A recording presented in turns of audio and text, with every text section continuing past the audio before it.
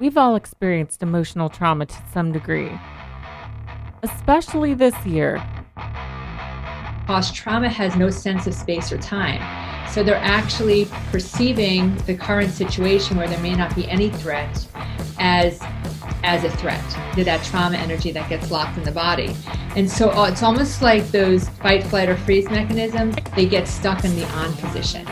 When we're running call to call to call as a police officer, are we really releasing that trauma? And is that affecting our judgment? Should this be getting taught in our police academies?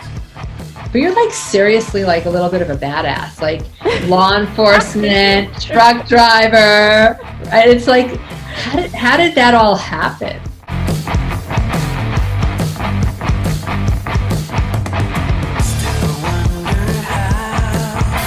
You're listening to the Brittany Richardson podcast. I have an exciting guest today. Her name is Ilene Smith. I keep wanting to say Irene. I'm sure you get that a lot. Ilene Smith. All the time. She is the author of this book, Moving Beyond Trauma. I absolutely love this book.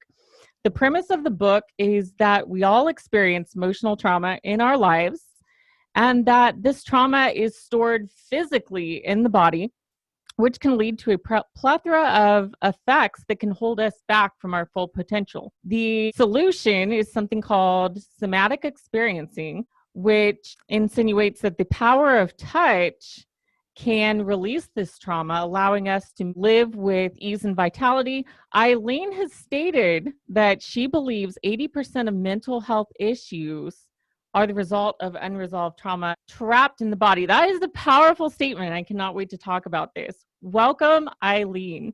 Oh, thank you. And thank you for having me. Wow, you did a very nice job at summarizing the book and the big idea of what I'm trying to get to.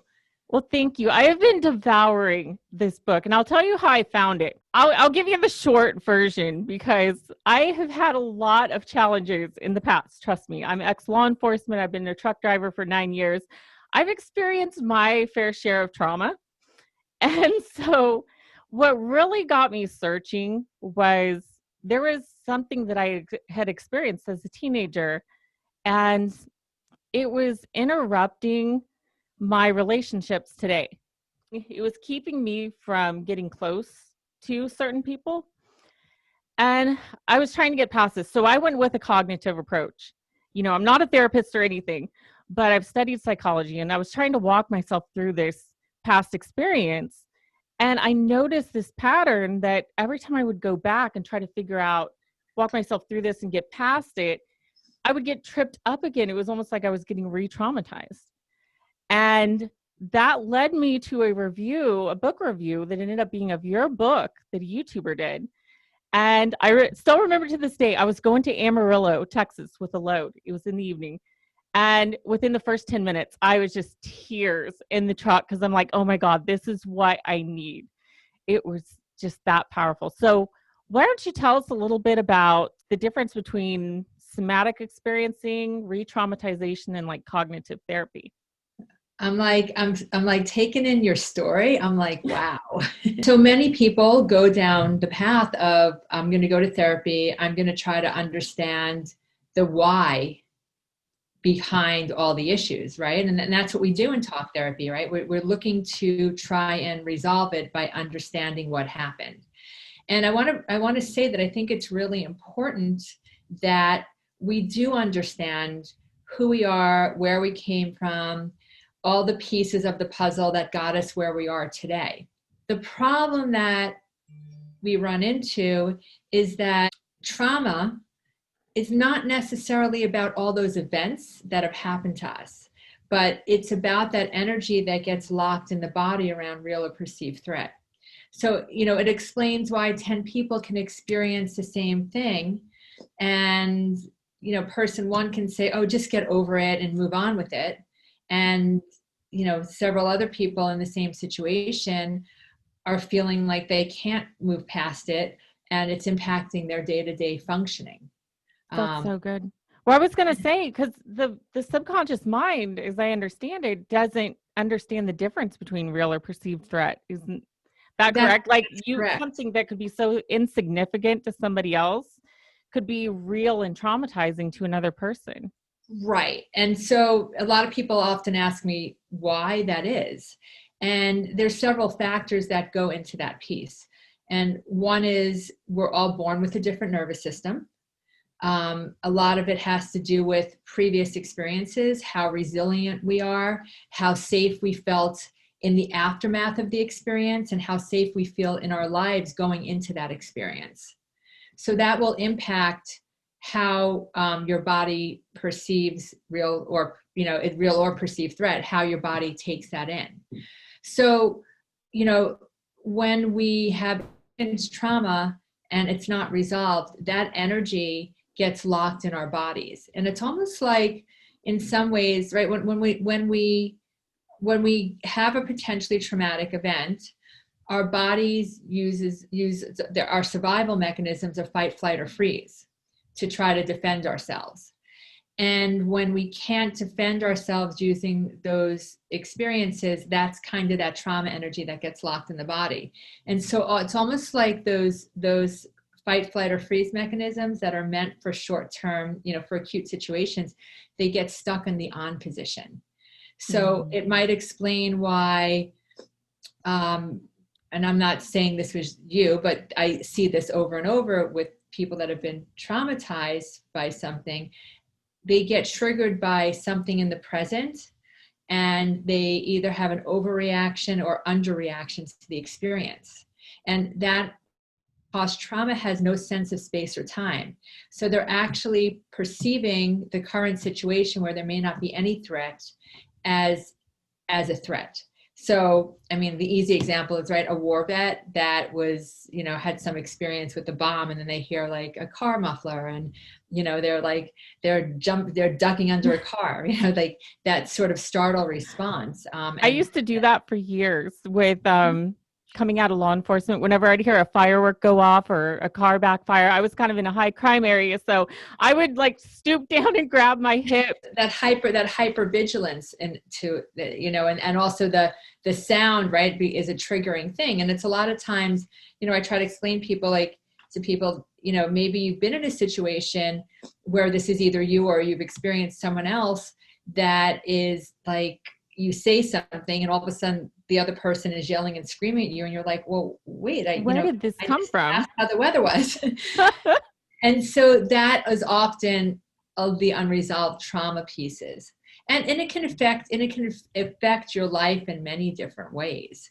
One of the things I do in the book is I've created a series of assessments to help the reader piece together how their nervous system is functioning. But the first assessment I give is not how traumatized you are, but how your past traumas are impacting your life today. So it's just a trauma sensitivity assessment. Mm-hmm. And it really helps you to start seeing like all these things and behaviors that maybe you don't understand, that they're the residue of the trauma, the unresolved trauma. That's so powerful. That brings me to the other reason that I was searching for this book, or searching for the answer, and then found your book, was that, I've been driving a truck for 9 years, and I started experiencing, especially this year, because you look at the images on TV, and not getting political at all, but just seeing the sights of truck drivers, people taking over trucks and blocking streets. And I'm getting notifications on my computer like, hey, heads up, they're planning on shutting this road down. They're saying they're going to attack truck drivers. I'm like, oh my God. Wow. Not only that, I was attacked in law enforcement in the line of duty in a small riot. And so that re-triggered a lot of things. So this year has been so stressful for me. We've gone full circle again, but that's what we do.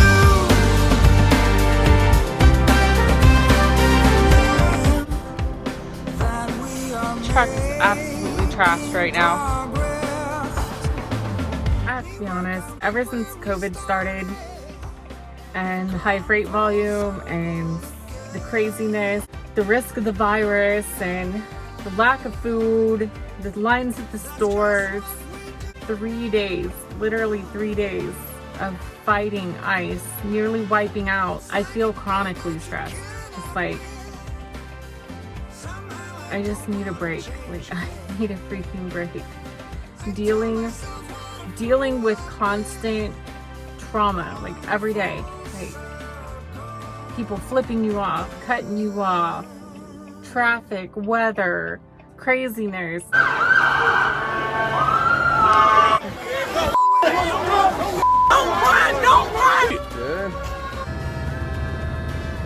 Like, there's so much hell that truck drivers go through that people don't realize, and then they think we can stop on a dime.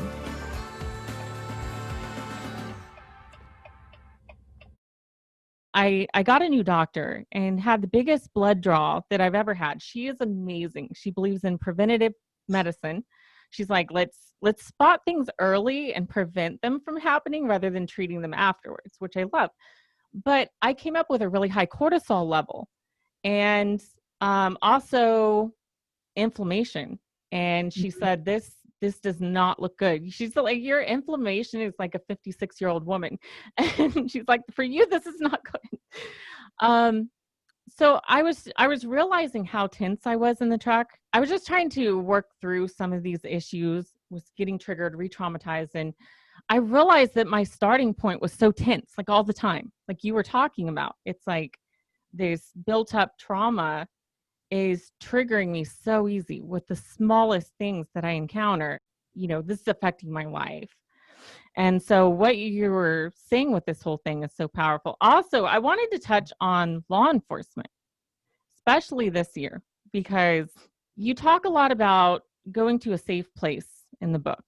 And that's how you can release this trauma, is you need to be in a safe place, right? And one of the things that I realized, and at the time I thought I was dealing with the trauma of the day-to-day shift in law enforcement, I thought I was dealing with it okay, but I realized how complex it is for law enforcement, right? Because the whole shift, your entire shift is not safe.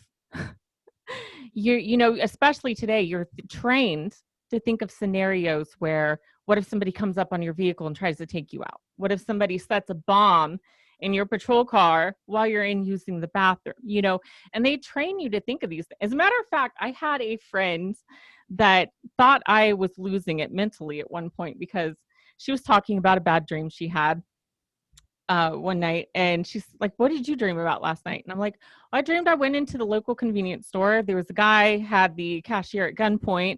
He turned, saw me, took a couple of shots, dove behind the aisle, took a tactical position, and then shot him in the head. She's like, you have some major problems. And I'm like, they drill this into you, though, in law enforcement, right? To think of these scenarios. So my point is that when we're running call to call to call as a police officer and we don't feel safe our entire shift, are we really releasing that trauma like we should? And is that affecting our judgment? And should this be getting taught in our police academies? Like, this is powerful.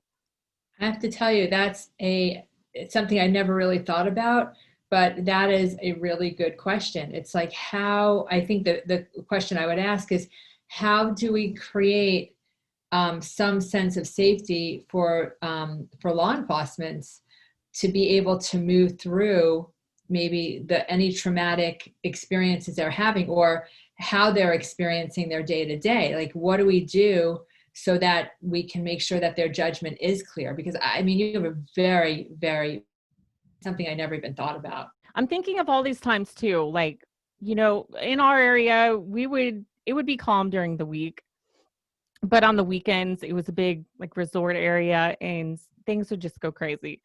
And I remember there were nights that we would have like 6 calls impending, you know, and we would have to pick the worst one. You know, if you had somebody that, you know, a woman that was beat by her husband, and then you had somebody who was a shooting victim, well, the woman's going to have to wait. We've only got so many officers, you know, it was that sort of situation. And one of the things that you talked about in the book that the body will use to release trauma is shaking, right? That used to be shaking and tears. Shaking and what? Heat, shaking, and tears are 3 ways that we tend to release trauma. Well, shaking was something that I remember experiencing as a teenager a lot. And that's the first thing that I had to suppress in law enforcement because, you know, you show up to a multi-vehicle car accident, you have people laying on the ground, you have people wandering into the street in shock, you have other accidents happening. It's not the time to start shaking. You better start focusing and restore order here, you know. And I realized all of these times that I personally had to suppress the things that I was experiencing and just not think about it, you know. And especially when you're running a high call volume, you know, I and I can't even realized how imagine. much is that building up.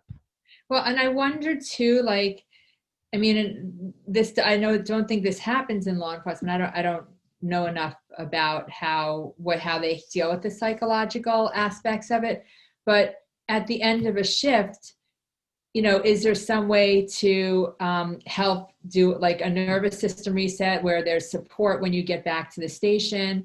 And then the other piece is teaching, you know, I think in training, this I'm just talking off the top of my head, but this would make sense, is how do we, if one of your coworkers is dysregulated, because right, that's what's happening to the body, how do you attend and attune to the other person to help create some sense of safety and co-regulate one another? Because my guess is, I would imagine too, that when one person gets amped up in your car and when you're on the scene, that there creates a lot of dysregulation systemically with your cohort of workers. So I mean, you know, I guess maybe there has to, I would think that having some training on nervous system regulation and how to manage it and help one another would be really valuable. I think so too. I really do. And just understanding, even if we just understood the process, like you explained very well in your book, you know, how this works, because I didn't, the thought that trauma is stored in the nervous system, correct? Yeah, it's locked in the body and it's going to impact our nervous systems. And the goal is for us to have homeostasis in our nervous system so that we can function and move through our lives with more fluidity and not be really activated, you know, overactivated or in a total freeze. Just the understanding of that is, I think, it's really powerful, because one of the things that we would try to do, there was talks about, you know, properly processing something traumatic that we saw, and we saw a lot of things. I mean, you see brain matter on the high, you see graphic things, and a lot of times after a call, if we had the time, we would pull a couple patrol cars up together while we were doing the report, and that's when you would have your cry. You know, if you needed to have a cry over this, let's talk about it. This sucked. You know, you never want to see somebody lose a family member. I remember one night, God, I saw a picture of this guy's family, and he was laying on the side of the road. I won't go into detail, obviously, but he was passed away, and there was literally a picture of his family, him smiling and hugging his wife and kids. And oh my God, that was so hard to deal with. But no, we tried to take those moments and at least talk about it. But once again, it was kind of a cognitive thing in a way. And I think this could really help so many police officers and emergency responders just understanding this process of trauma.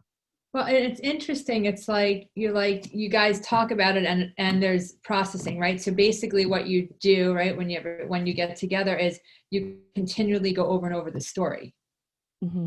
And while it's important that we have an empathic witness to our story, the more important part is to be able to move through it in the aftermath of the trauma in a safe way.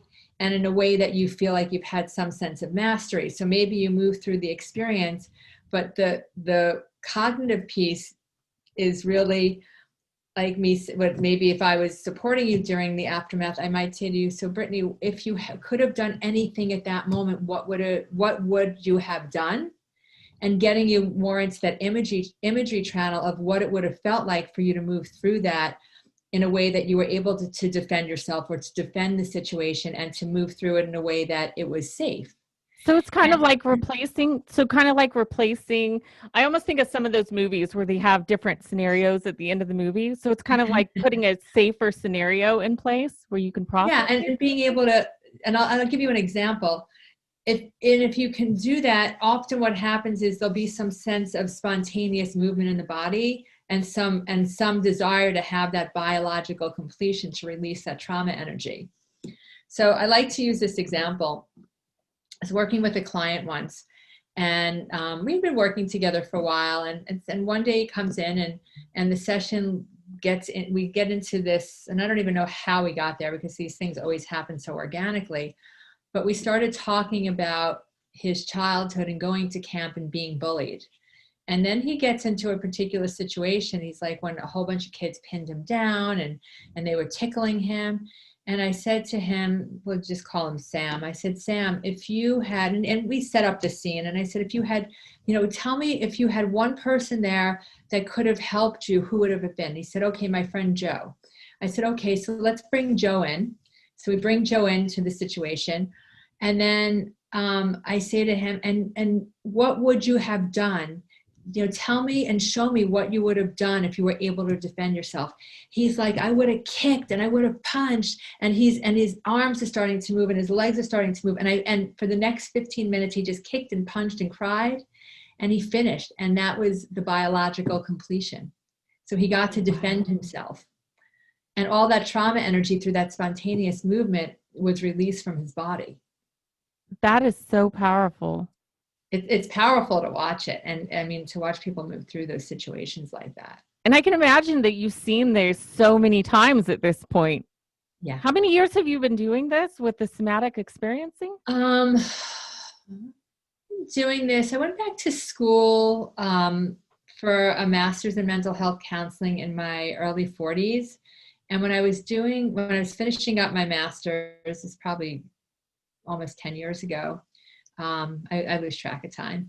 And I do too, trust me. And it's better that way. And so I was working in an eating disorder clinic, and several of the therapists that I was working with were trained in somatic experiencing.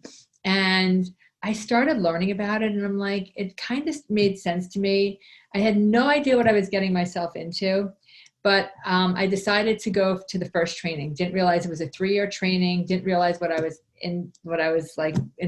committing to. And within the first couple of hours of being in the training, I was like, oh my God, this is the missing link. This makes so much sense.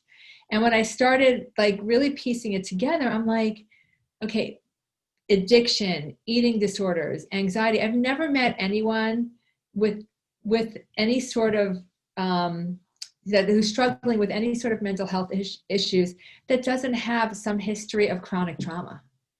Mm-hmm. And so, I just started, and that's why I believe, like when I say, I think at least 80% of mental health issues are related to trauma. I think it is at the root. And I think when we can resolve these trauma pieces and start creating repair that way, all the other things start sort of organically go away. For example, like I worked for many years where I had finished my internship. I then worked there for several years, and I never met an eating disorder patient that didn't have a trauma history. And when we started resolving the trauma pieces, the behaviors would start getting quiet. Like, it's rather than trying to manage, like even with addiction, but trying to manage the behaviors, can we work through the trauma pieces so that the nervous system doesn't need that maladaptive coping mechanism to feel some sense of relief? And that's, so I believe the work, that's why I believe this work is so powerful. That is so profound. And the way you connected the dots with everything from the cognitive side and seeing how you can marry these concepts in therapy to have a comprehensive approach to healing. I just love this. Yeah. I think that they're like top down cognitive, like from using the higher brain functioning to bottom up, right? With that as more primal survival instincts. I think doing both is a really powerful way to heal. And, I think this is certainly, we're just at the beginning of really talking about this. And I think a lot of the neuroscience studies and all the advances in neuroscience are really, really helping us see that this is an important piece, and that our brains have something called neuroplasticity. They have the ability to change. Mhm. And so we didn't always believe but we know that now through neuroscience. The body is amazing to begin with. The mind and Body, bodies, like its neurons, ability to heal itself, but it has to have what it needs, right? To yeah. be able to do that. But I think the big thing is that you have to be willing. And if you're not willing, I mean, a lot of times I see people really resistant because there's so much fear about being in the body. If you think about this, if you had an experience or several experiences, right, where you didn't feel safe, why would you want to be in your body? Yeah, no kidding. Yeah. So what we do, right, to survive is create a total disconnect. So doing the work to get back in the body is really hard. And I think it's a lot of the reason why we wind up doing so much of the cognitive process, and we spend so much time asking why, because we're really fearful of experiencing the what. And in order for us to heal and for us to be present, we have to be able to observe and be in the what we are experiencing. Because people forget this. Every emotion has a sensation. Mm-hmm. So the idea with the somatic work is that, can we get you to enough safety within yourself to be able to move through each sensory experience with some sense of mastery and the realization that you're not going to die by feeling your sensations. Just think about like anxiety is the easiest one. Okay. Mm-hmm. What happens when we feel anxious? We try to understand why we're feeling anxious rather than be with the anxiety. So we're going to do anything we can to try to distract ourselves from that sensory experience. Even like anger, I've noticed it with depression, frustration, anxiety. Anger it's almost like a numbing agent. It numbs you from that pain, at least temporarily, even though it compounds the problem in the long term many times. Well, it sounds like there's a shutdown. If you're talking about your own anger, maybe there's a shutdown. So you go into a freeze, so you don't have to have to feel that experience.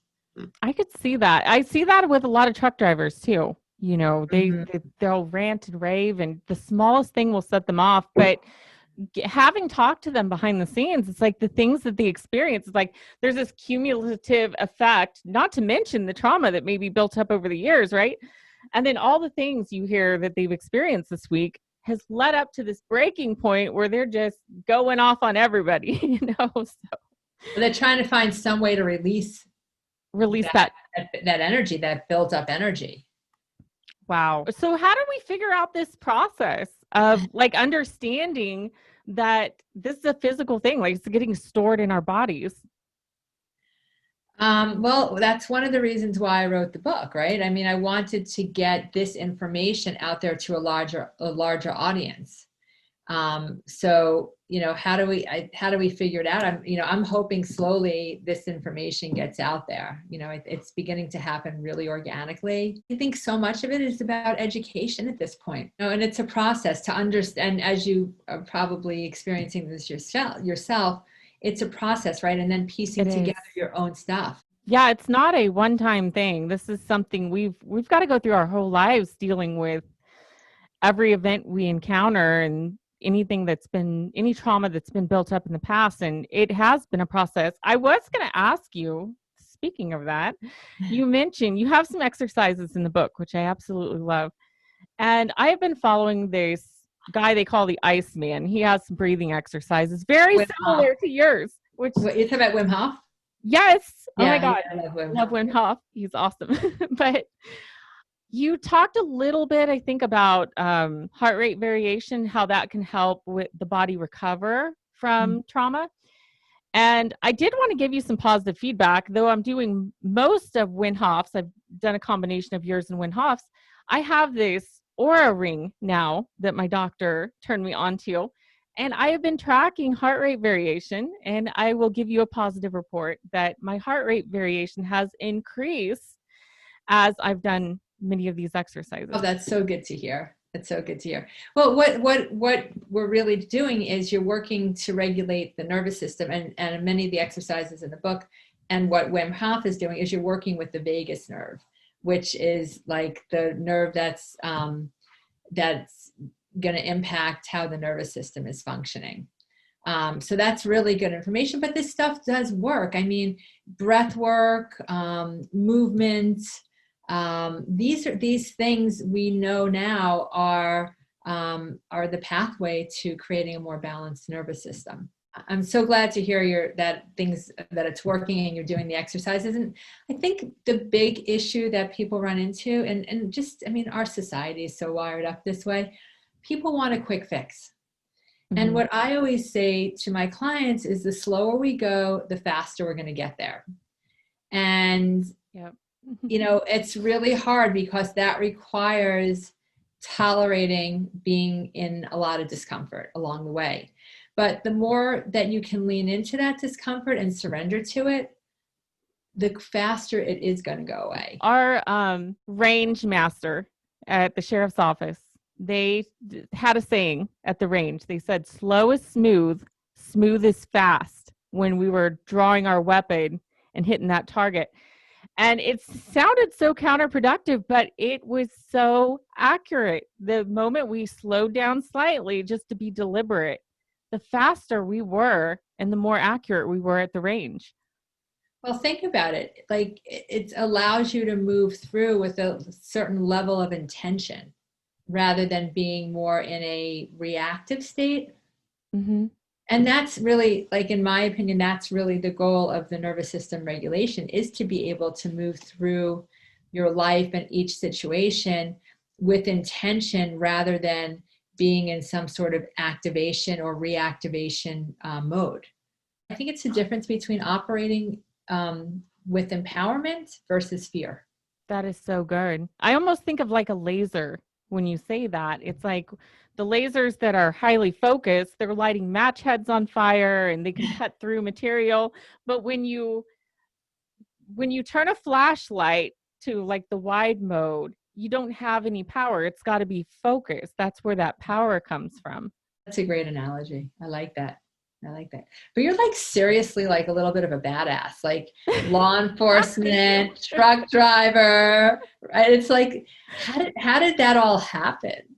Oh my God, it's such a long story, but basically it fell into place like everything that happens to us, right? You kind of stumble across one thing you're interested in and kind of follow your passion, and leads into the next and then into the next. And here I am today talking to you, doing this podcast, which is kind of my new venture. So no, it's great. It's great.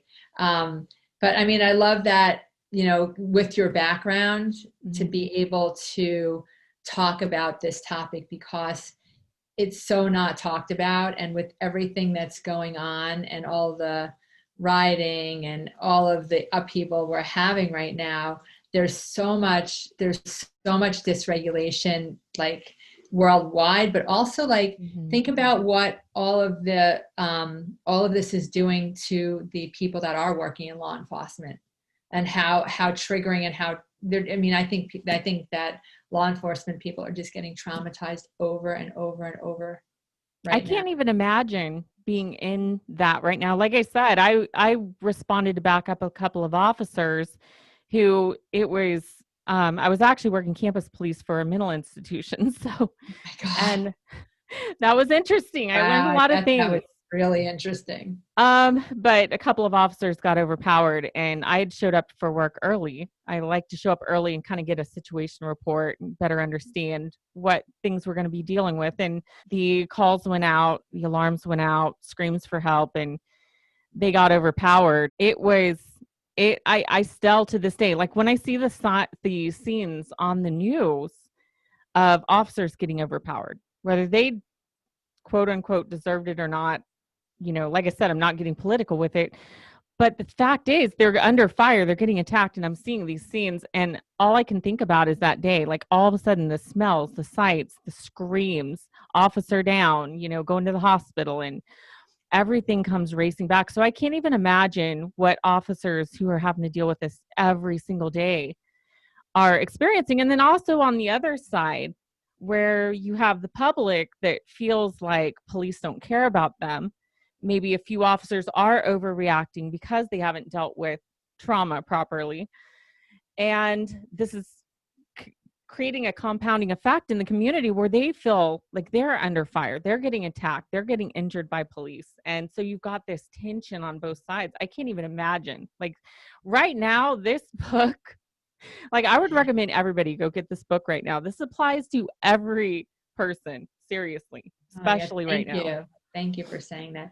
I think that the book really does help explain all the things that we don't understand about ourselves if we've had some sort of trauma history.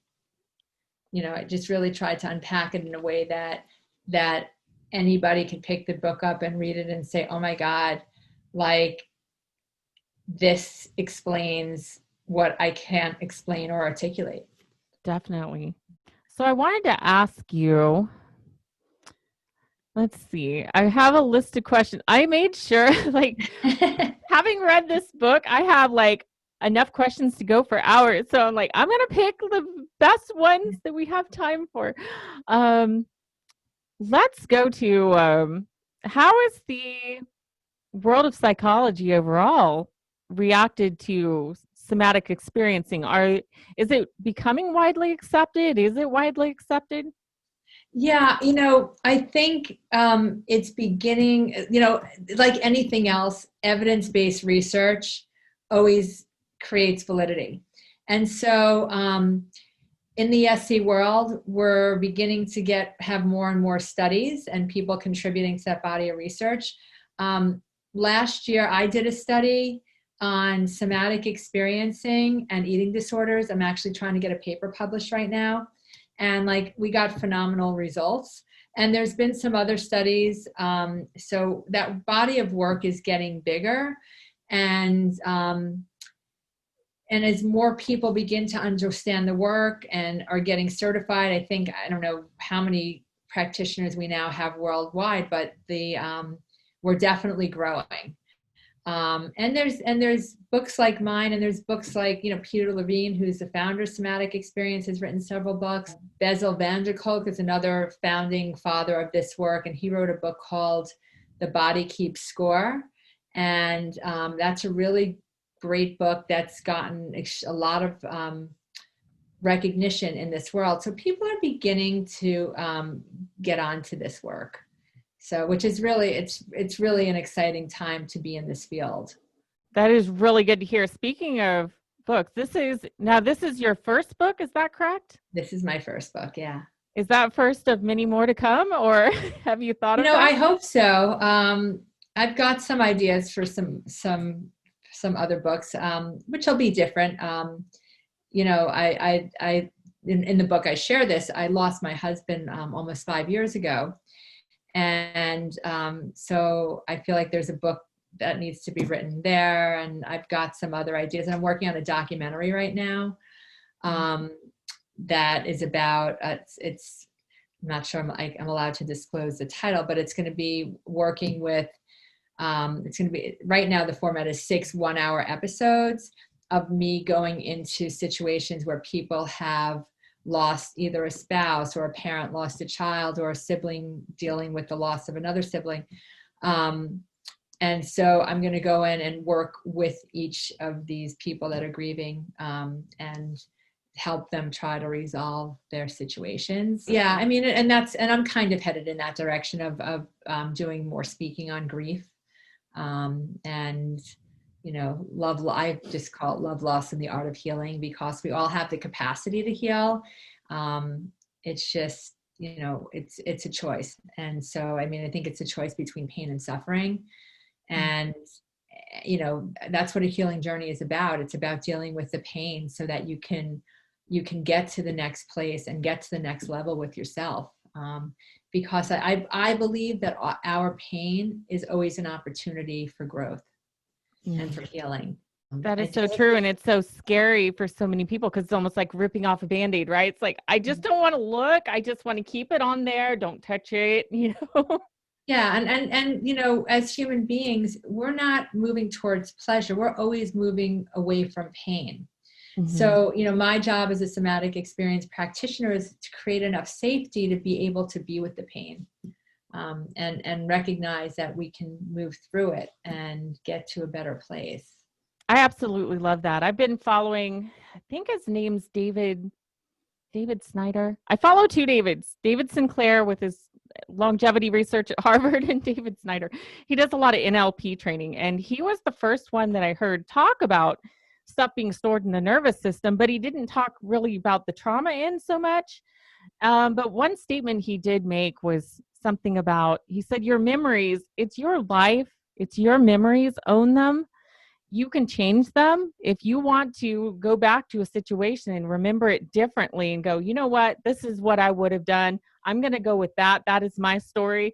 Gives me confidence. It kind of reminds me of what you and others are doing with somatic experiencing, getting them back to that place of trauma, but then empowering them to where they can feel safe and go, let's go with this story. What would I have done? I'm kicked my way out of it. I would have, fought back. I think the big thing that is what it's really about is that we have the capacity to change the relationship we have with the story, because the story is a story. But I think through the SC work, we can, and when we feel safer, the story is told differently. Mm-hmm. And it loses, in a sense, it loses when that biological completion occurs. The story loses some of its charge. So the story doesn't feel as intimidating or as scary or as activating.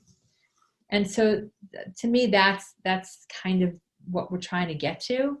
It's almost like a desensitization once they're able to process this correctly. I would say it's a maybe, and hadn't thought of it from that perspective. I look at it as just the story not being so dysregulating for the nervous system.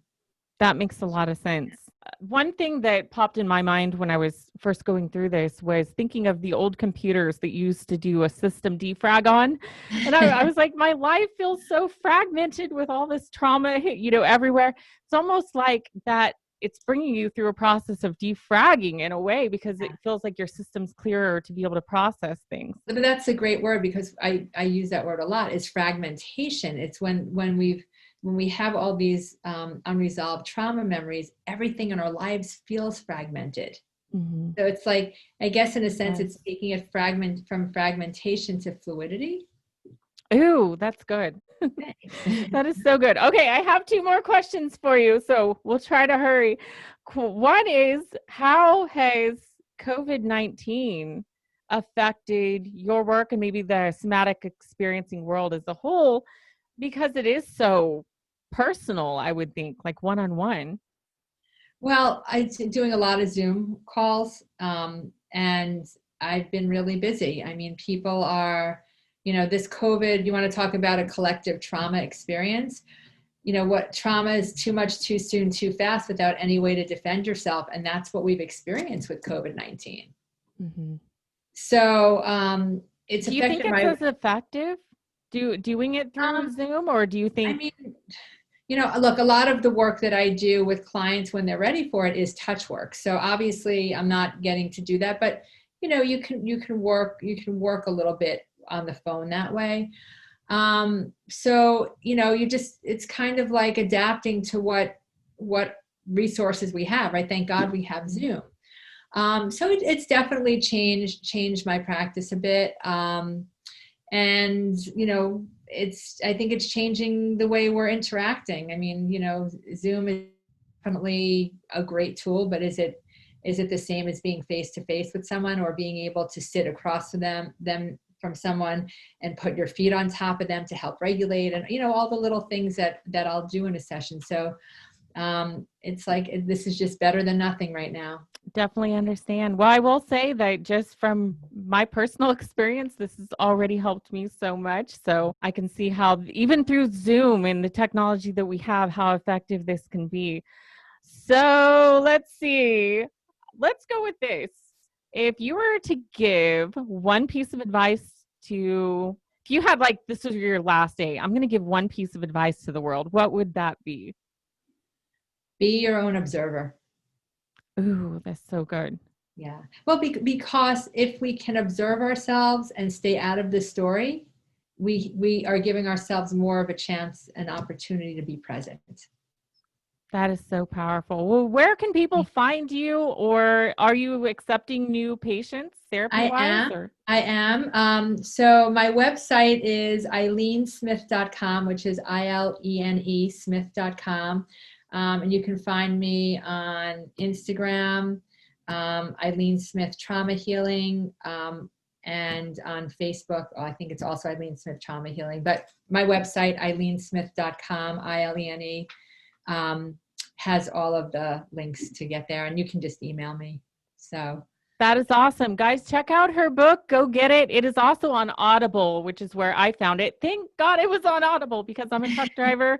Don't have much time to read, but I was able to devour it. So go check out the book, guys. Thank you so much for being on the podcast. It was such a pleasure. Thank you for having me. This was phenomenal.